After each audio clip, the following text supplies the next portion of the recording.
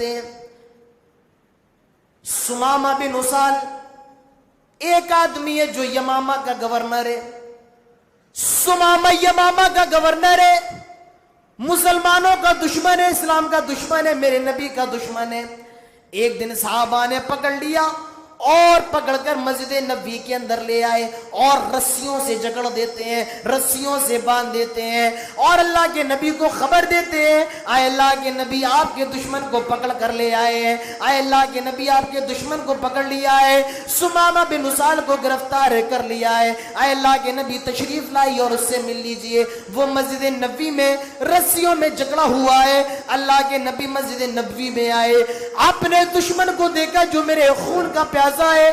جانتے ہو اللہ کے نبی نے سب سے پہلا سوال اس سے کیا کیا؟ اللہ کے نبی فرماتے ہیں آئے سمامہ خیریت سے ہو, کیا حال ہے؟ آئے سمامہ طبیعت تو ٹھیک ہے؟ سمامہ بن اسال کہتا ہے آئے محمد کیا طبیعت کا سوال کر رہے ہو؟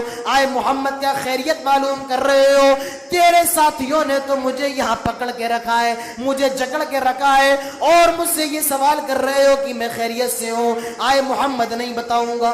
اللہ کے نبی صحابہ سے کہتے ہیں آئے میرے صحابہ بھی اس کو مارا تو نہیں, اس کو کوئی تکلیف تو نہیں دی؟ صحابہ کہتے ہیں آئے اللہ کے نبی صرف پکڑ کر لائے ہیں, باندھ دیا ہے, ابھی ہم نے اس کو ہاتھ بھی نہیں لگایا ہے.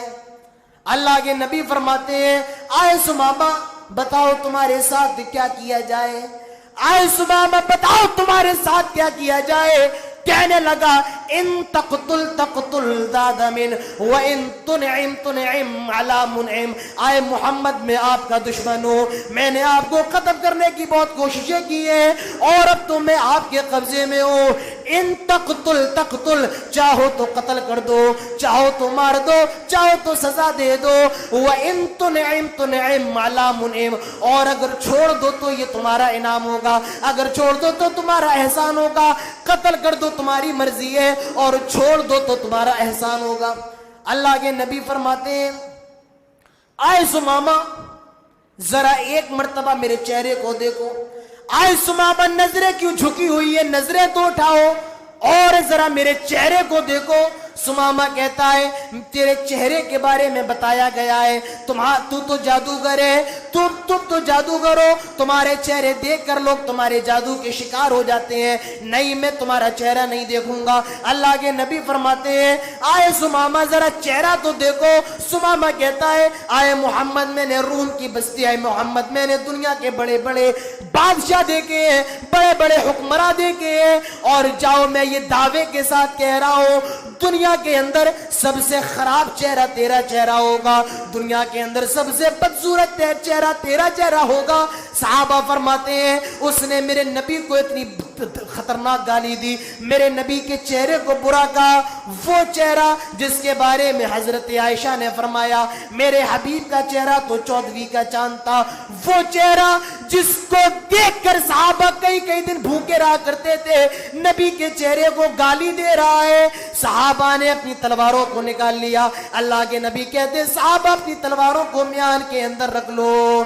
اللہ کے نبی کہتے ہیں آئے سمامہ میرے چہرے کو نہیں دیکھنا تو مت دیکھو, میری مسجد کو دیکھو, مسجد نبوی کو دیکھو, میرے شہر کو دیکھو, مدینہ کو دیکھو.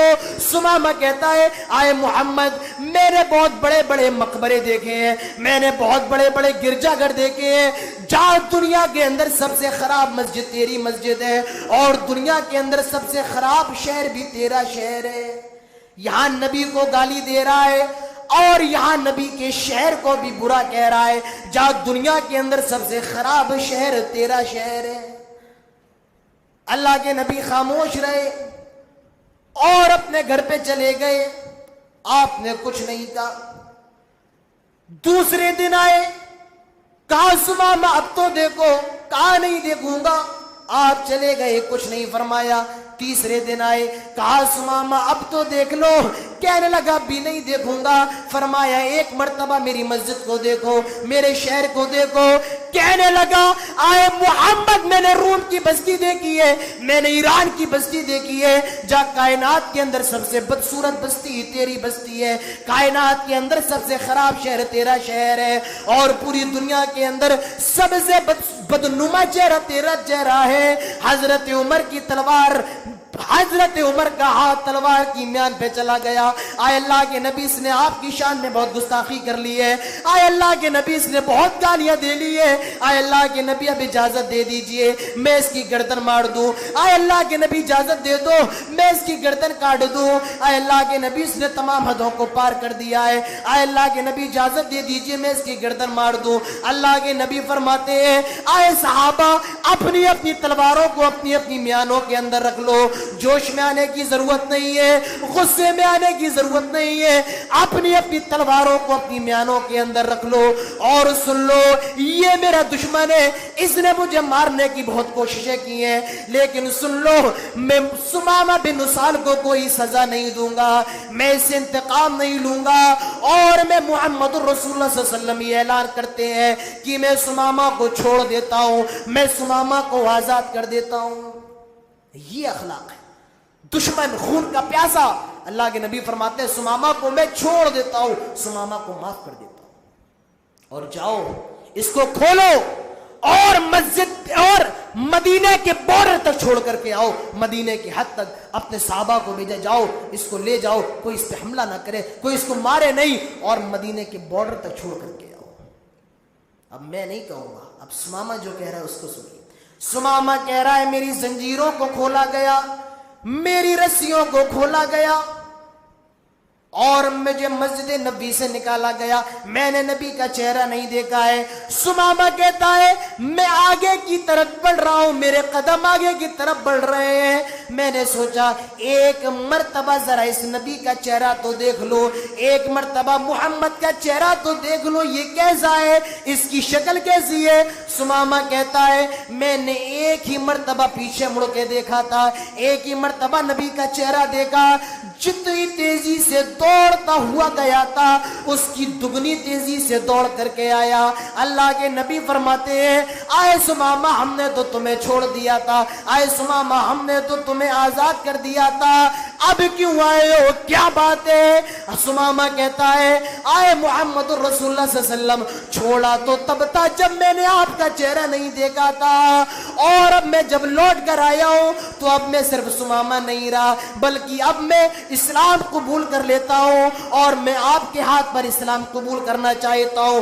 اور اسی وقت سمامہ بن اسال نے کلمہ پڑھ لیا, اشہد ان لا الہ الا اللہ و اشہد ان محمد. یہ بھی تو اللہ سے راضی ہیں. حضرت خبیب کو مکے کے کافروں نے سولی پہ چڑھا دیا, سولی پر لٹکا دیا, اور حضرت خبیب سے کہتے جا رہے ہیں آئے خبیب کہو اگر آج سولی پر میری جگہ محمد ہوتا تو کتنا اچھا ہوتا. آئے خبیب یہ کہہ دو آج سولی پر میری جگہ محمد ہوتا تو کتنا اچھا ہوتا. حضرت خبیب فرماتے ہیں آئے مکے کے کافروں مجھے مار دو, میرے ایک ایک رونگٹے کو چھین لو, میرے پورے جسم کو چھلنی چھلنی کر دو, یہ تو گوارا ہے, لیکن یہ مجھے گوارا نہیں کہ جناب محمد رسول اللہ صلی اللہ علیہ وسلم کے پیر میں کانٹا بھی چبھ جائے. مجھے مار دو, میرے اگر ایک ایک رونگٹے میں جانے تو وہ بھی نکال لو, یہ تو مجھے گوارا ہے, لیکن یہ گوارا نہیں کہ جناب محمد رسول اللہ کے پیر میں کانٹا بھی چبھ جائے. میں مرنا چاہتا ہوں تو اسلام پر. حضرت خبیب کو مارا جاتا, گرم گرم سلاخیں ان کے جسم میں داخل کی جاتی, مر گئے, مٹ گئے, شہید ہو گئے, مگر نبی کو گالی دینا گوارا نہیں, اسلام کو چھوڑنا گوارا نہیں.